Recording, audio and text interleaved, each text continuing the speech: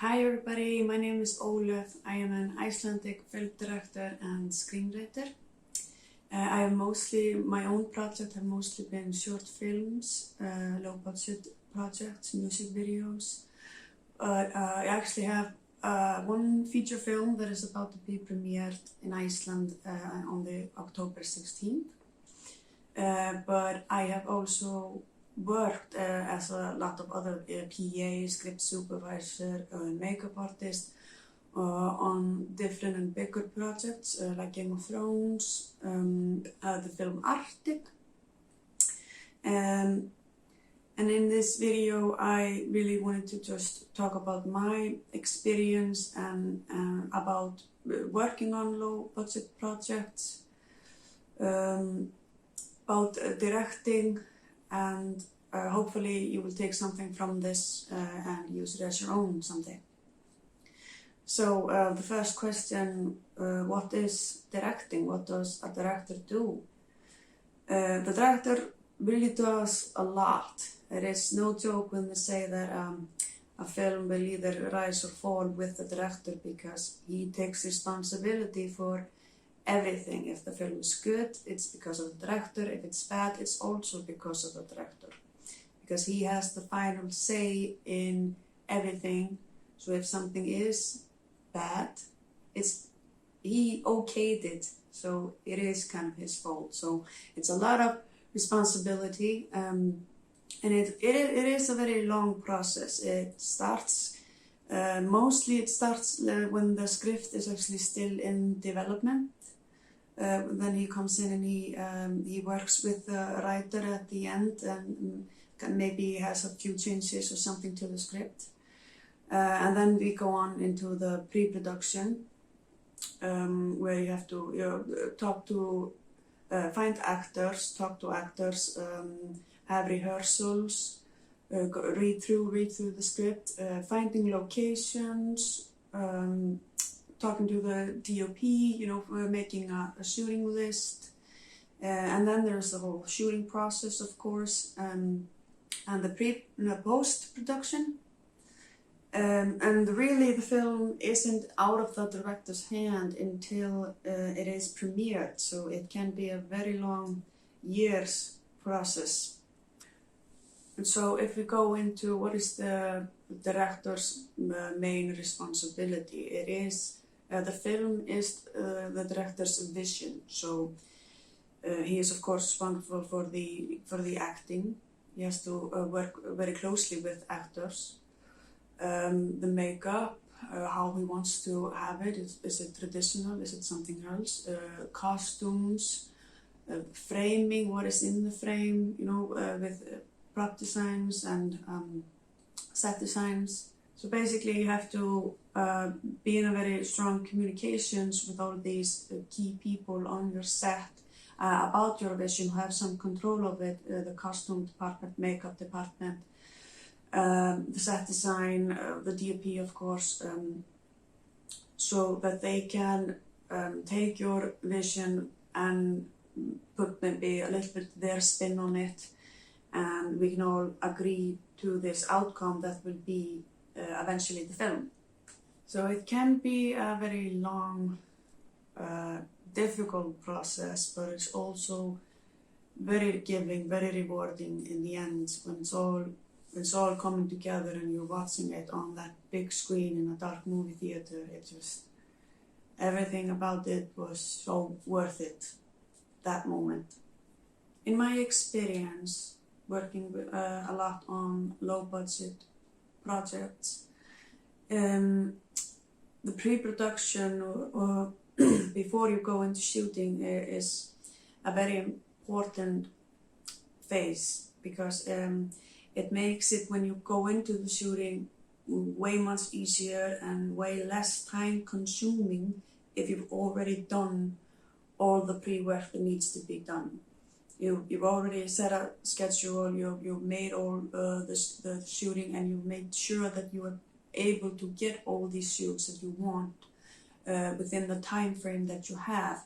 You've already done the work with the actors, you've met them a lot of the times, you have had rehearsals, It is very important to have rehearsals with actors. So when you get on set, everybody should know exactly what they are going to do, what is about to happen, and it should not take a long time. It shouldn't take longer. You're not supposed to have to go overtime if you have prepared very well before. As a director, you have to have a very clear vision on what you want. You have to be able to communicate with people and tell them exactly what you want.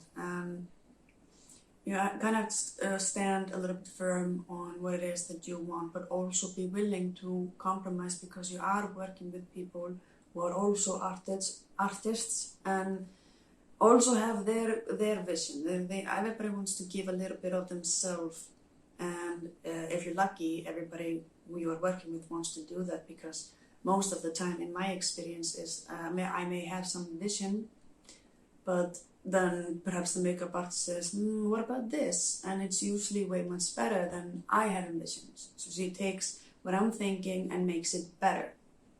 So you're gonna hear about this probably a lot. I'm still hearing about this today, and I've been around for a few years, but it is really important to get like a strong social network around you of people who are willing to work with you, who you trust, and who are better than you. Really, they're always saying that you should get people with you on a film that do a better job than you, because then you are set. Then this is going to be what you expected or more, not less. And when you are starting out, this is very essential, because you want to find people who are just as passionate as you about filmmaking, who want to work with you, who believe in you, and you believe in them. And it creates such a beautiful friendships and beautiful working teams that it gives the whole process so much more if you have those people around you. The part that has maybe taken me the longest time to learn is to kind of let go of the complete control and trust people. Trust in their skill to do what you are envisioning, and believing that you don't have to be everywhere and doing everything. You can actually just sit back. You are with people who know what they're doing, who you finally can trust to do what they're doing, and so you can just enjoy being the director, because it can be hard when you're starting out and you're doing these low budget projects. You kind of have to, figure everything out for yourself, kind of have to do everything. You're both producing it, you also wrote it, and you're directing it, and sometimes I've even done my own makeup on my films and been the prop master, and it can be a lot of work, but then when you've built that bigger social network around you, and you have those people that you trust, and it's so rewarding for yourself to find that moment. And it actually didn't happen to me until I was shooting my feature film last summer, 2019. It was probably the first set that I've been on that I had all these people that I worked with before on short films and music videos and such, and they were all there together to work on this film, and they were also excited about this film, and we had such a good time. And it was the first time that I was just able to a little bit step back and be just like, I can just focus on being the director, because these are all very skilled, talented people, and I don't have to, not trust in them. So when that moment happens, you're definitely in a good place. So because this can be a very long, difficult journey, just to get your career really going, you need to have that passion. Nobody's gonna last in this business if they just want to try it out for some fun, and they're not really gonna stand behind what they believe in. So you have to have the courage and the passion and the will to carry on, no matter how many no's you get in your face, or how if you are not successful with making a short film that you really wanted because you maybe didn't have the best equipment or stuff like that. You can't let that pull you down, because that's just a learning experience. With each project that you do, you are learning. And then you go on and you learn some more and you learn some more. And hopefully, I do hope it for you that you never stop learning, that you always continue to learn. So don't look at this a negative experience and make it weigh you down so you stop what you're doing. If you truly have passion for this, just learn from it. Make yourself stronger from it, and don't quit. I heard a great saying once from a colleague of mine who said, 11 times no means yes. It basically means just don't quit, because the yes is always there at the end. You can only get so many no's before somebody says yes. And so, what I want your first project to be, you will have 8 minutes now to do this. I want you to record yourself, just so you can use your phones. Basically write yourself a letter where you are talking to yourself and saying why you want to be a director or a filmmaker. What is it that makes you passionate about filmmaking, and why you think you deserve it. And I will see you again soon.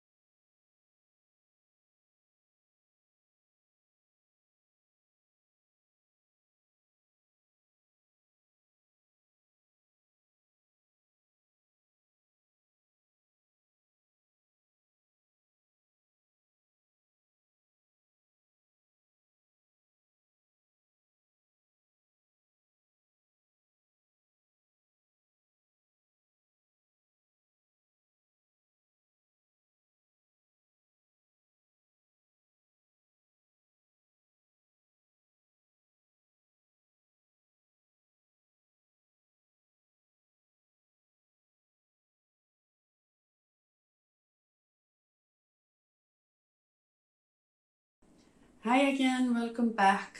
I hope that went well for you, and I ask you please do not delete this video. I want you to keep it somewhere on some disk or computer or wherever. If you don't have the space on your phone, just keep it somewhere, and then I want you to look at it again in like 5-10 years time. Maybe when you are premiering your first feature film, look at it again and see if you made that girl's dreams come true. Yeah? Alright, so we are going to move on to directing actors. I find that to be one of the most important thing of directing, is directing actors. And it is a process that you should not try to hurry along. You should give yourself as much time as you need to do this. Because it doesn't matter how beautiful frame you have with the perfect colors in it, the perfect framing. It's very pretty. If the acting is bad, nobody is going to notice that frame. People are already just falling out of the film and then starting to feel kind of awkward. It's always very awkward to watch a bad acting. So I think this is a very important thing. And I'm going to talk to you about what I do to make myself a better acting director. And this is maybe something that you can use later on when you are directing actors. So, beginning of every project, once I meet the actors for the first time, we always just have a little bit of a talk. We talk about the character. I always want to hear, once they have read the script, what they felt about the character, how they contributed the character, maybe if they already have some sort of idea where this character is coming from and why, I want to listen to their ideas, because I might have my own, but it's always good to let the actors also bring in their own, and maybe if it's way off, then we can talk about it, but it's usually just, I think it is often a lot better when the actor kind of has some idea of where it's coming from himself, because that helps them. I've noticed it helps them to, because it helps them to portray the character better.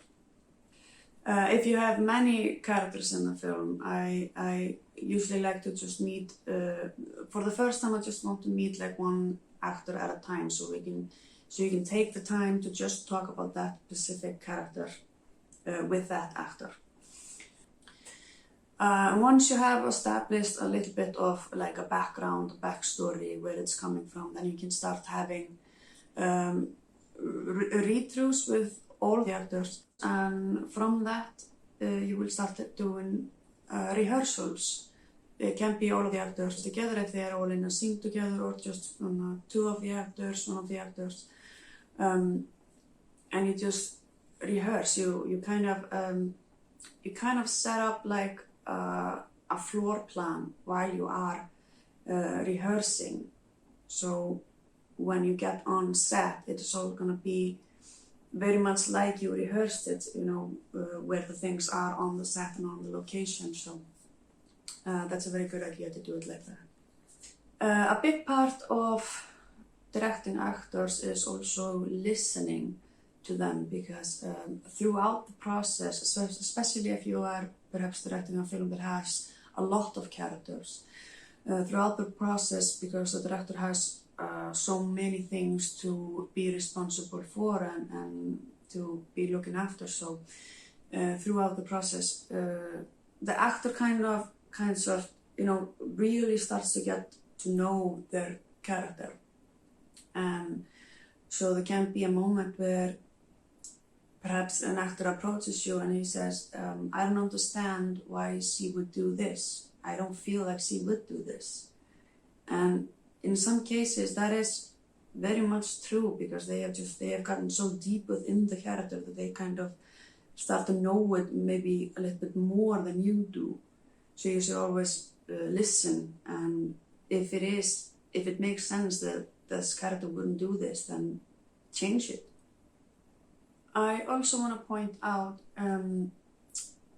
the importance of directing extras, directing perhaps a character that maybe is just in one scene with one line, but just not, don't forget about that guy, because I've seen it on a few sets that I've been on. It's always a bit awkward because this person hasn't been there before and maybe it's just showing up for this one day to do this one line in this one scene, and everyone who's already there on the set, they have kind of began to become kind of a crew, kind of a gang, and so it can feel a bit left outside, and not really, because I don't know why some directors kind of feel like it's not really that important, it's just this one line and then he's out of here. And I don't want you to make that mistake, because extras acting is just as important as the rest, because you've all probably seen in a film where you hear just this one tiny little line in the background, and it's just said so weirdly that it kind of just throws you out of the film, because why was that such a bad acting? That's kind of threw me off. So you don't want to forget that, and you should show them just as much attention when you are there on the set as you would do with your bigger actors. Because also you don't want to make them feel uncomfortable. You never want to make an actor feel uncomfortable on set, and it's just very disrespectful, because they did take the time out of the day to be there. They are trying to do a good job, and they just deserve your respect and attention while they are there working for your film. I have a little trick for you if you want to be better at directing actors. I do this very much, almost yearly. I sign up for an acting course just to, see what they are working with, what they are doing, learning all those. They have a lot of these fun warm-up games and stuff that you can actually use as well when you are in the rehearsal phase, and even on set. I've used some of these games when I see the crew is getting a bit tired. It's been a long day. Let's all play a game, and it gets everybody hyped up again. So, and it kind of makes you also just respect the actor's job more to go on these acting courses. And I think it's very important for a director to just understand better, what they are learning, what they are using, so then you can talk to them little better, more like an actor to actor, rather than just you do this and I will be here watching in the monitor, very robotic. Just as much as you respect the process of filmmaking, you should also always, of course, respect your actor, and don't surprise your actor. That's really not good directing. I've seen a few of those happens, and it never ends well. It's just the actor is always supposed to know what is about to happen, and he has to be willing to do that, because an actor can lay down some rules that he doesn't want to do this, he does not feel comfortable doing this, and then you have to work together to find a way how we can make this happen so everybody is happy and pleased.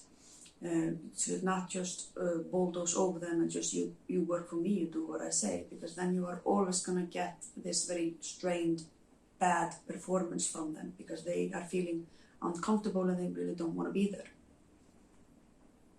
An actor lays a lot of trust in the director, a lot more than you would think, because they are there in front of the camera, being very vulnerable, and they are trusting you as the director to not make them look foolish, that they are actually doing the job that they are supposed to be doing, and they are doing it well.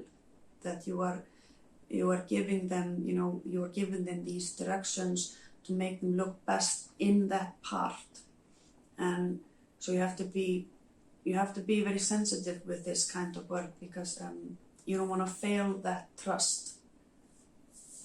What I do, I always write down a plan, maybe a 6-month period plan of how I'm gonna have the rehearsals with the actors, when we are gonna meet to talk about the character, and how many rehearsals we're gonna have,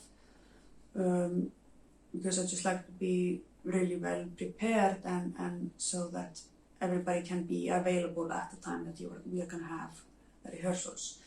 And for your next assignment, you will also have 8 minutes to do this. I want you to write down what you would think would be a good plan for a 6-month period. How would you start it? How many rehearsals a month? Until you would think that everybody is prepared enough to go into shootings. You don't have to overthink it. Just approximately what would you feel comfortable with? How many times would you be willing? Do you think you need to meet the actor before you can go into shooting? And then I'll see you again soon.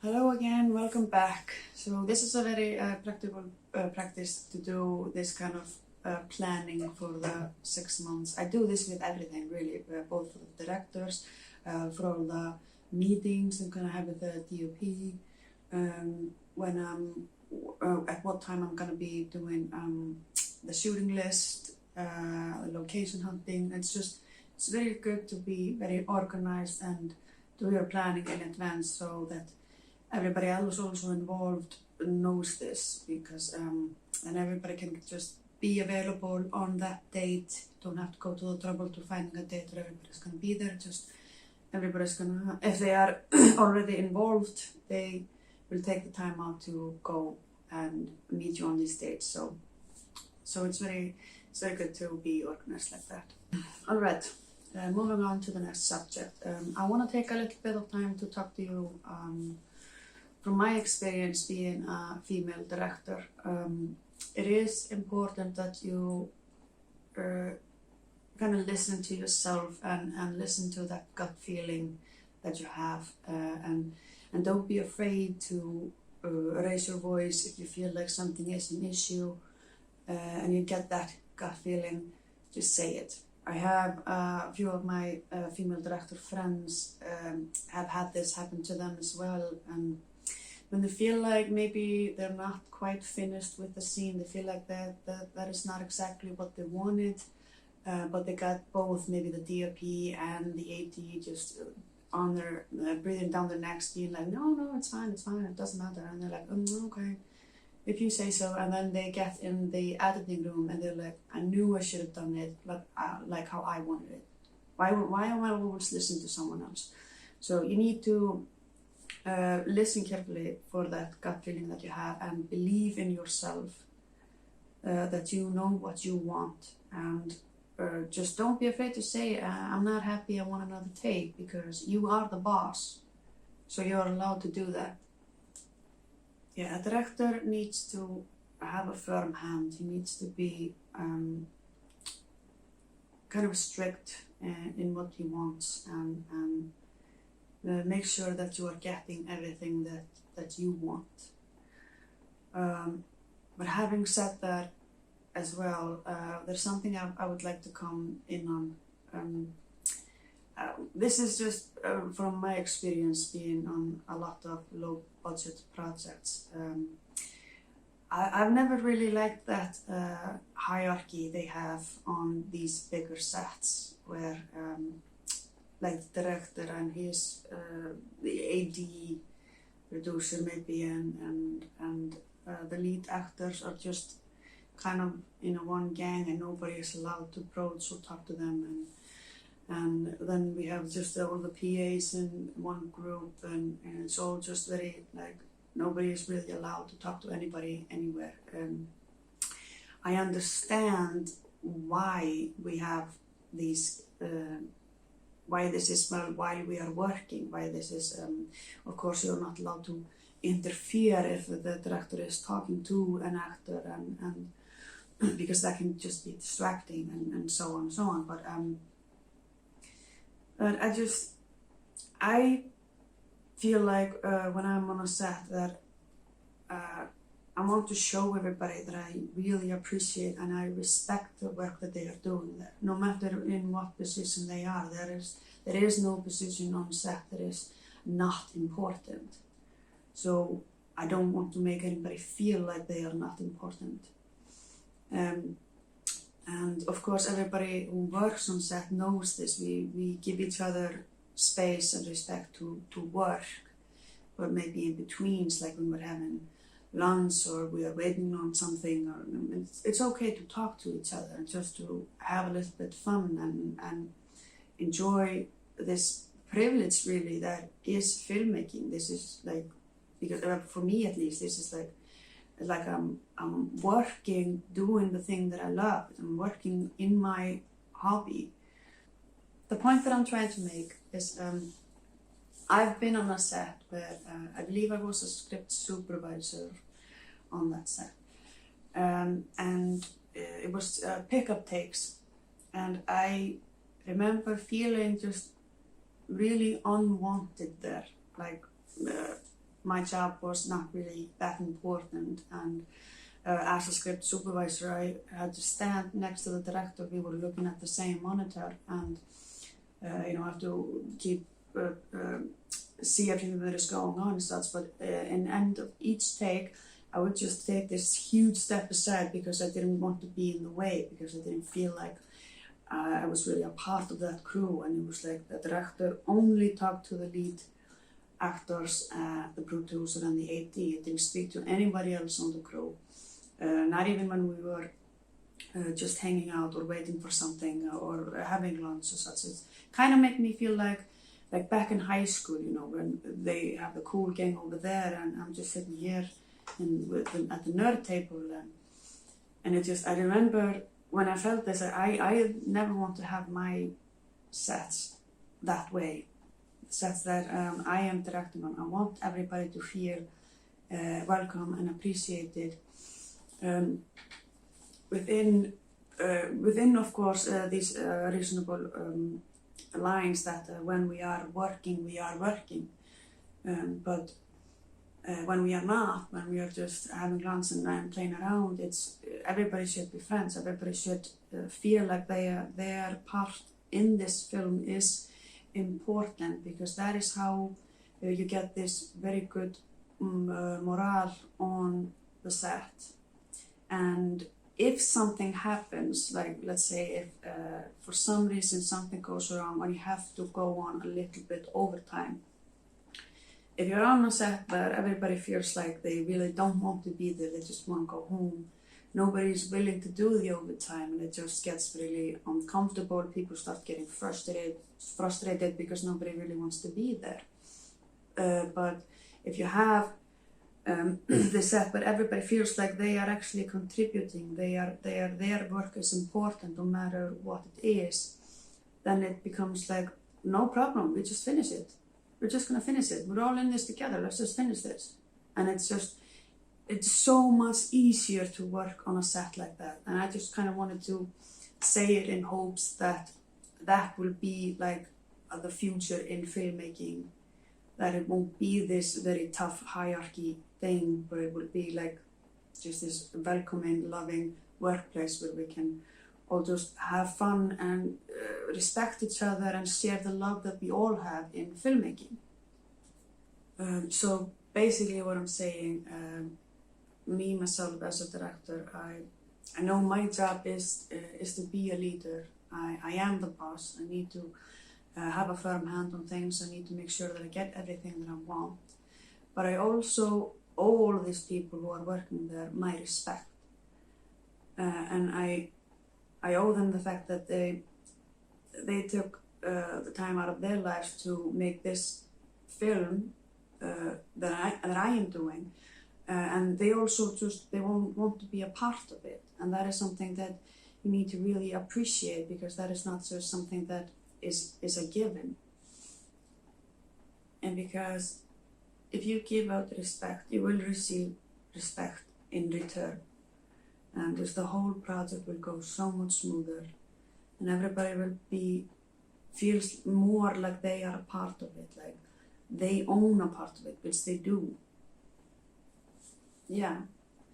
And you will also see it in the outcome of the film, that if everything is going as planned, and because I mean through the process of post-production, everybody says this, they are watching the film over and over and over again, and it can get so tiring and frustrating at the end. But if the experience itself around it while you were filming it was good, was amazing, you only have these good, happy memories, it kind